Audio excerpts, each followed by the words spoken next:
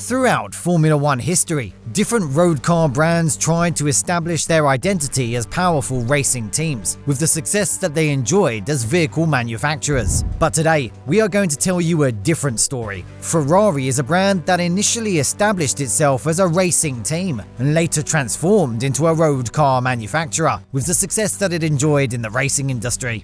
Most probably, the majority don't want to believe this story, as they spent their entire life believing that Ferrari is something that began as a road car brand.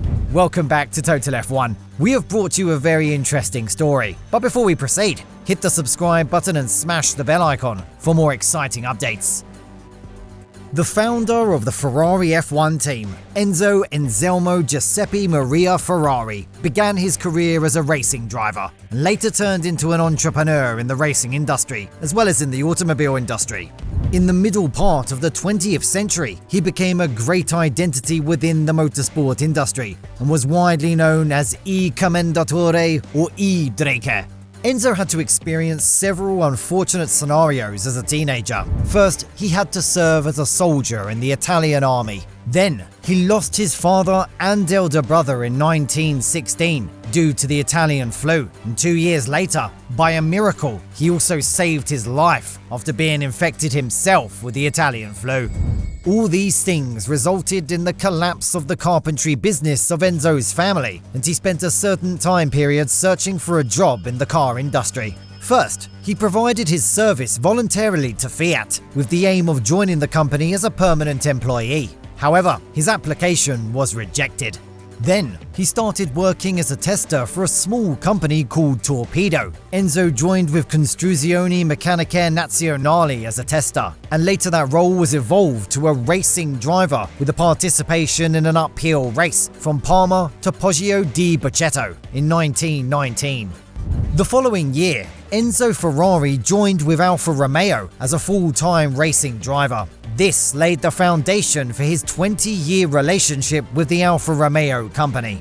After his victory at the Savio circuit in 1923, he got the opportunity to meet the Count of Baracca, the parent of aviator Francesco Baracca, who was a legendary Italian pilot. They invited Enzo Ferrari to use their son's coat of arms that was painted on his warplane as a symbol of Enzo's racing cars. And that's how prancing horses became part of Enzo Ferrari's story.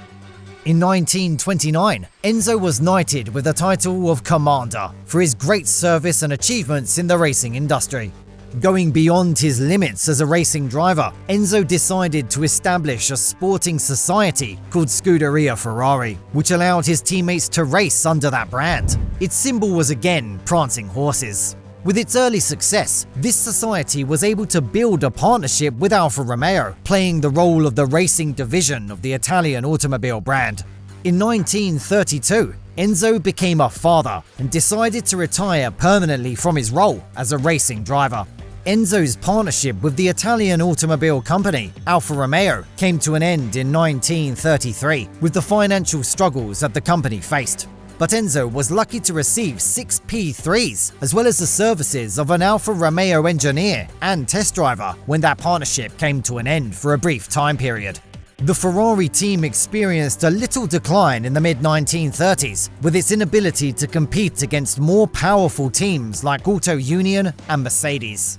In 1937, Enzo Ferrari decided to dissolve his racing team's identity as Ferrari and rejoined with the Alfa Romeo as its racing director.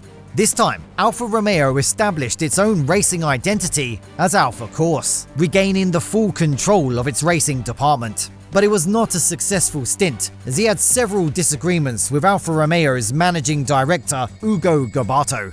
He left Alfa Corse team in 1939 and founded Auto Avio Costruzioni, which was a company that provided parts to the other racing teams.